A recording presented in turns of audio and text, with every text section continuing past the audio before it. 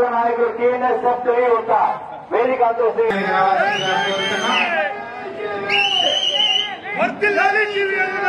Deputy Ramayya గారిని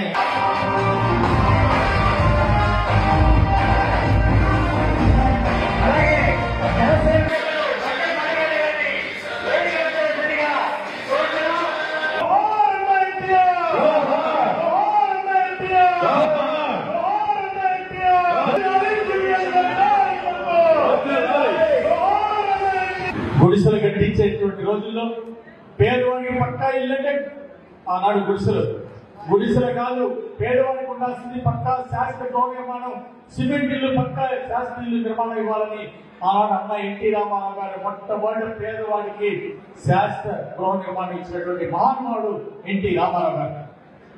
ఈరోజు పేదవాడికి పెన్షన్, దేశంలోనే భారతదేశంలో మొట్టమొదటి పెన్షన్ ఇచ్చినటువంటి మహానాయకుడు అన్న ఎన్టీ రామారావు గారు. అన్న ఎన్టీ రామారావు గారు ఇచ్చినటువంటి సంక్షేమ పథకాలు, అమలు చేసినటువంటి సంస్కరణలు నేటికి ఏ పాలకులు వచ్చినా, ఏ గవర్నమెంట్ వచ్చినా ఈరోజు మన రాష్ట్రంలోనే కాదు అన్ని రాష్ట్రాల్లో కూడా ఎన్టీఆర్ సంస్కరణలు అమలు చేస్తా ఉన్నారు. ఎన్టీ రామారావు గారు అమలు చేసినటువంటి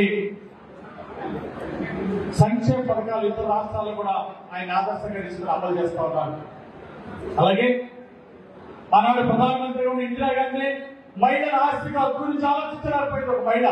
కానీ అన్న ఎన్టీ రామారావు గారు ఆడపిల్లలైనా మగపిల్లలైనా సమానంగా చూసుకోవాలి, ఆడబిడ్డలకు కూడా ఆస్తి హక్కు సగభాగం ఇవ్వాల్సిందే, వాటా ఇవ్వాల్సిందే అని ఆడపడుచులకు ఆస్తి కల్పించిన అన్న ఎన్టీఆర్ కి గట్టిగా చప్పట్లు కొట్టి జైలు పథకాలను ఈ సందర్భంగా నేను కోరుతున్నాను. ఈ తెలుగు రాష్ట్రాల మధ్య అభివృద్ధి చెందాలని, పేదరికం లేని సమాజాన్ని తీసుకురావాలని, ప్రతి పేదవారికి ఇల్లుండాలి, ప్రతి పేద కుటుంబం సంతోషంగా ఉండాలని అన్న ఎన్టీ రామారావు గారి ఆకాంక్ష. అందుకోసమే తెలుగుదేశం పార్టీని స్థాపించారు అన్న ఎన్టీఆర్ గారు. అన్న ఎన్టీ రామారావు గారి ఆశయ సాధన కోసం నేడు మన చంద్రబాబు గారు ఈరోజు ఆయన ఆశయ సాధన కోసం నడుము బిగించి ముందుకు వెళ్తున్నారు. అట్లాగే పవన్ కళ్యాణ్ గారు, మన ఉప ముఖ్యమంత్రి గారు గ్రామ సీమల్లో అభినందనలు తెలియజేయాలి. ఎవరెవరు ఎకరాలు ఇచ్చారు, ఏ ఊరిలో ఎంతమంది ఇచ్చారు, ఏ మండలంలో.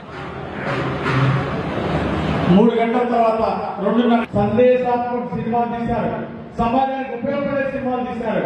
ఆ విధంగా ఒక స్ఫూర్తితోటి, జన్మభూమి స్ఫూర్తితోటి, దేశభక్తి భావాలతోటి అన్న ఎన్టీ రామారావు గారు గొప్ప సినిమాలు, మరి అలాగే గొప్ప అన్న ఎన్టీ మానకొండ శివప్రసాద్ గారు మన రాష్ట్ర తెలుగుదేశం పార్టీ